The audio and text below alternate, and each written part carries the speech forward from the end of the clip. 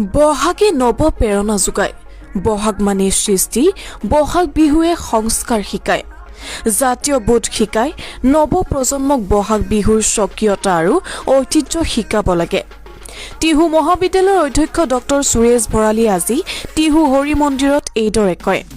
বিজনী মহাবিদ্যালয়ৰ অধ্যাপক তথা উদীয়মান সাংস্কৃতিক কৰ্মী মানৱ প্ৰতিম দাসৰ ঐ নাচনী শীৰ্ষক এক গীত উন্মোচনী অনুষ্ঠানত অংশগ্ৰহণ কৰি টিহু মহাবিদ্যালয়ৰ অধ্যক্ষ ডক্টৰ ভৰালীয়ে বহাগ বিহুৰ প্ৰাক মুহূৰ্তত মানৱ প্ৰতিম দাসৰ এনে প্ৰচেষ্টাক আদৰণি জনায়। অসমৰ বিশিষ্ট বাঁহীবাদক হৰে কৃষ্ণ তালুকদাৰে গীতটো উন্মোচন কৰি গীতটোৰ তাৎপৰ্য ব্যাখ্যা কৰে। এই অনুষ্ঠানত টিহু চেম্বাৰ্ছ অৱ কমাৰ্চৰ সভাপতি সুনীল পৱন পাঠকে বক্তব্য আগবঢ়াই নৱপ্ৰজন্মৰ শিল্পীৰ কৰ্মৰাজিয়ে যথাযথ স্বীকৃতি পাব বুলি আশা প্ৰকাশ কৰে। টিহু সাহিত্য সভাৰ সম্পাদক নীতু শৰ্মাই আধৰা অনুষ্ঠানত বিজনী মহাবিদ্যালয়ৰ অধ্যাপিকা বিভা তালুকদাৰ, বৰভাগ মহাবিদ্যালয়ৰ অধ্যাপিকা গীতাঞ্জলি গোস্বামী, টিহু মহাবিদ্যালয়ৰ অধ্যাপক ডক্টৰ হেমেন ৰাজবংশী, বিজনী মহাবিদ্যালয়ৰ অধ্যাপক মানৱ প্ৰতিম দাস আদিয়েও ভাষণ আগবঢ়ায়। অনুষ্ঠানৰ পূৰ্বে সুধা কণ্ঠ ডক্টৰ ভূপেন হাজৰিকা আৰু প্ৰিয় শিল্পী জুবিন গাৰ্গৰ প্ৰতিচ্ছবিৰ সন্মুখত বন্তি প্ৰজ্বলনেৰে স্মৃতি তৰ্পণ কৰে ক্ৰমে জ্যেষ্ঠ মহিলা কিৰণ দাস আৰু বিশিষ্ট শিল্পী মুকুল তালুকদাৰে।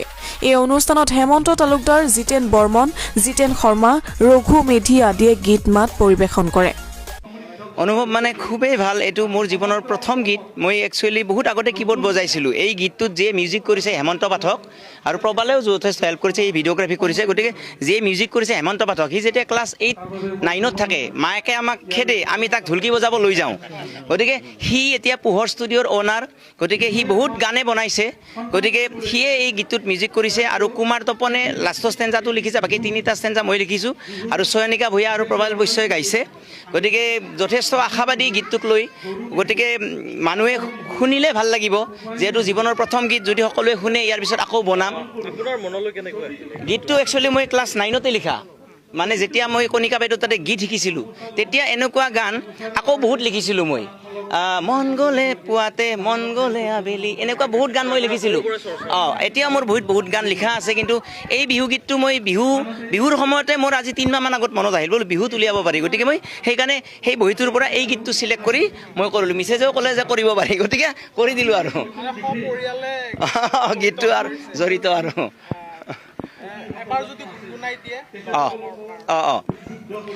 ঐ নাচনী এই বহাগত বেলি ঐ বিহুতে, কঁকাল ভাগি আধালি তই নাচিবি বিহুৰে ঐ তলিতে। এইটো মোৰ ইউটিউব চেনেল, যিটো মানৱ প্ৰতিম দাস বুলি মাৰিলে আহিব।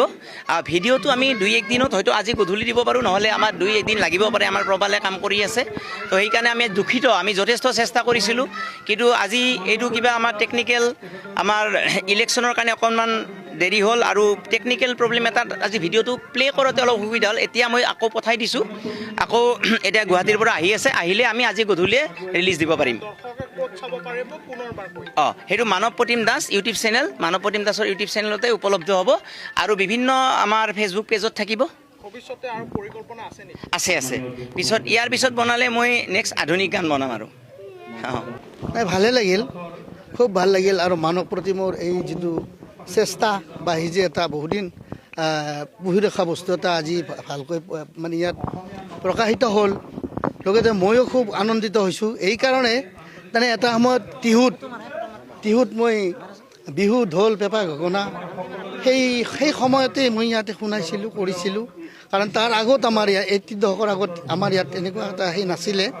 তথাপিতো আজি সেই বিহু এটা মানে মই আগত যিহেতুকে বিহুৰ এটা এলবাম ভিডিঅ' কেছেট হিচাপে যে বনালে খুব ভাল লাগিল, আৰু সঁচাকৈ খুব আনন্দিত। মই বিশেষ কৰি তালৈ মই বহুত ধন্যবাদ জ্ঞাপন কৰিছোঁ।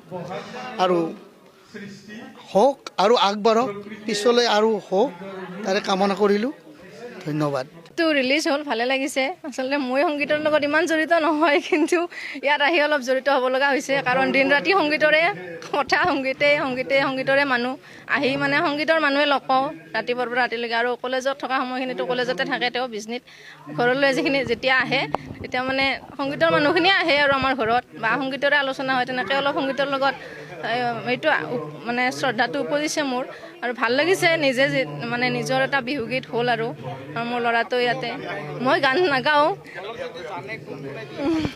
মোৰ বেয়া হ'ব মোৰ ল'ৰাটোৱে এক্টিং কৰিছে ভালে লাগিছে আজি খুব ভাল লাগিছে আৰু সকলোৱে চাব বুলি আশা কৰিছোঁ তেখেতৰ ইউটিউব চেনেল মানৱ প্ৰতিম দাস সেই চেনেলতে ৰিলিজ হ'ব আজিৰ পৰা উপলব্ধ হ'ব চাগে সন্ধিয়া 6-7 বজামানৰ পৰা উপলব্ধ হ'ব গতিকে সকলোৱে চাব বুলি আশা কৰিছোঁ আৰু আপোনালোকক ধন্যবাদ জনাইছোঁ